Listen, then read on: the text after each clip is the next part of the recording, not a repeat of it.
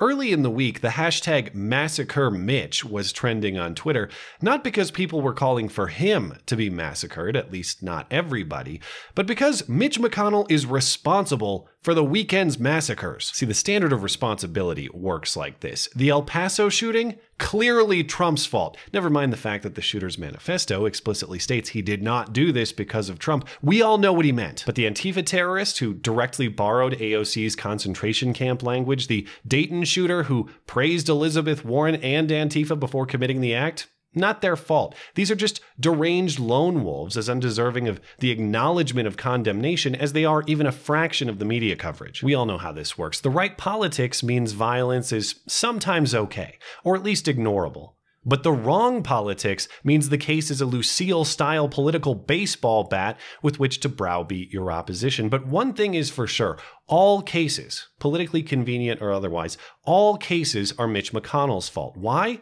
Because the Senate Majority Leader has failed to consider a bill already passed by the House to expand background checks on gun purchases, a bill that would have done exactly zero to stop last weekend's shootings because both of those shooters were prior non-criminals in legal possession of their firearms. But don't take my word for it, take CNN's word for it. It wouldn't have done a damn thing. But hey, you gotta blame somebody, and so Massacre Mitch it is. Besides, no facts have ever stood in the way of a good old-fashioned progressive pitchfork mob, and so they pitchforked away outside the home of Mitch McConnell on Monday night, the full footage of which I'm having trouble finding. It seems fairly well scrubbed from the internet. But there are still clips available, and I want to be fair.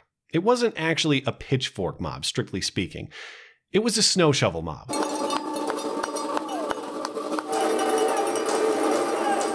And thankfully, things never went full Home Alone. But had Mitch stepped outside, things might have. This crowd wasn't simply making their policy preferences known. They were calling for his murder. This is this bitch's house. He's in there nursing his little broken arm. He should have broke his little raggedy, wrinkled ass neck. Murder, turtle! Murder, turtle! Bitch, we know you're home! Hopefully somebody out there with some voodoo dolls in these. Yeah, you know somebody is. That's probably what it is. Just stab the in the heart, please. In an odd twist, Twitter actually punished Mitch McConnell's campaign account for posting this clip, saying it violated their rules on threats. Apparently you can't post threats made against yourself, I guess. But you can, of course, call for the eradication of all Trump supporters, or at least a start with Kellyanne Conway, or the burning embers of mass shooting victims to be thrown into Mitch McConnell and Dana Lash's eyes, provided you have the proper blue check credentials, of course. Facebook took down the original full video. The person who recorded and posted it says Facebook's enforcement is merely white men protecting white men. These foolish white men think voodoo dolls are death threats. Or it could be that they think chanting for his murder is a death threat, or saying stab him in the heart, or I don't know, just yelling die. Die!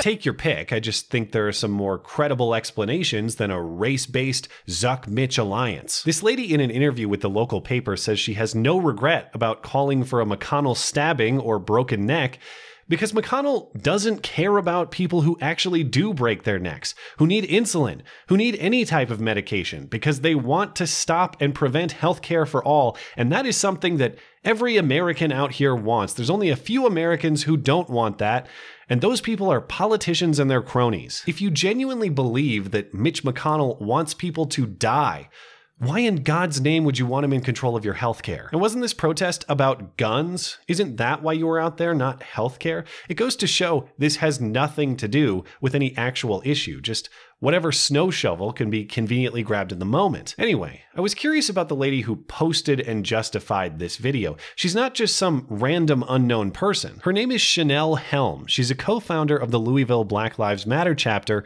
active in this sort of way for years. She and her band of dope black women recently met with Elizabeth Warren. I'll wait for the media to demand a condemnation from her on that one. She shut down a school board meeting in protest of school police breaking up a fight. Stop putting your hands on me, I will leave. Okay, that's fine. I don't care if you're a police officer. You don't have to put your hands on me. Oh, the brutality. It's a miracle she survived. But most famously, she wrote a piece in a local newspaper 2 years ago titled "White People Here are 10 requests from a Black Lives Matter leader detailing all the many ways in which you can give her stuff. Hey, white people, if you don't have any descendants, will your property to black people. If you're leaving your property to your racist asshole family, don't. If you plan to sell your property, don't. If you're downsizing, don't. Instead, give your property to black people solely because they are black. Actually, you know what? Screw the details. Just budget better, white people, and give a cut of your earnings to black funds for land purchasing. Yeah, how about you budget better, Chanel? I think that's the more likely issue here. Next, get racist white people fired. One would wonder how they're supposed to do all of this donation she demands if they're fired, but whatever. And be sure to make frivolous police calls against them too. Her protests be damned, she actually supports heavy-handed police intervention when it works to her advantage. And it's funny how donating to help disadvantaged black and brown people actually means donating to Chanel personally, first and foremost. As you can imagine, that piece generated a large amount of mostly deserved criticism. Breitbart, The Daily Wire, The Blaze, and others all ran articles highlighting the absurdities of the piece. And this is where things get highly ironic. When the red-hot scrutiny was focused on her, Chanel complained of death threats sent her way, telling her local paper that right-wing nutjobs had twisted her words into whatever they wanted them to be, which is totally different than a left-wing nutjob twisting a conservative perspective on healthcare or guns into an endorsement of death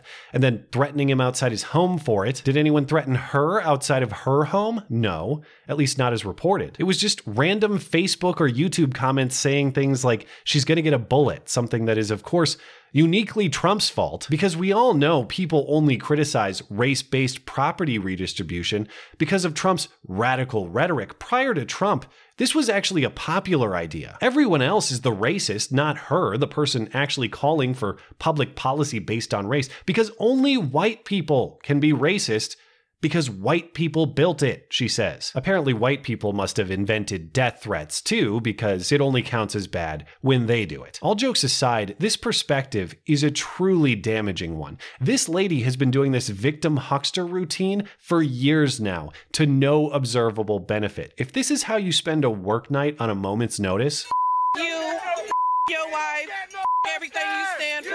I'll go out on a limb and guess you probably don't have that much worthwhile going on. That's the tragic irony behind all of the funny ones here. When you insist undeniably that you are a victim, that's exactly what you become, but not a victim of other people. You become a victim of yourself. Imagine if this lady took even a fraction of the energy she uses blaming others and demanding that they give her stuff and spent it on herself instead. Spent it developing a skill. Spent it getting an education. Spent it building the best version of herself that she possibly can. She'd probably have better things to do than yell empty threats at a stranger's house into the night. She'd probably be building her own wealth instead of demanding that everyone else give theirs to her. She'd probably be building a better life for her kids. I don't even know if she has any, but she'd probably be building a better legacy for them to remember her by. And there's only one person stopping her from doing that right now. It's not Mitch McConnell. It's not Donald Trump. It's not white people broadly. She is the only one in this scenario who tells herself what she can and cannot do. Once you've convinced yourself on a philosophy of can't is all you do. The biggest donated white supremacist mansion in the world is still smaller than the obstacle of the philosophy of can't in one's own mind. After all, it was someone else's optimism and effort that built that big house in the first place. Thanks as always for listening and for supporting this channel always. Appreciate that thoughtful discussion down below and especially over on Twitter. That is at ML Christiansen. You're always welcome to coming out and chat in my live streams. Those are linked down in the description. Looking forward to it. Goodbye.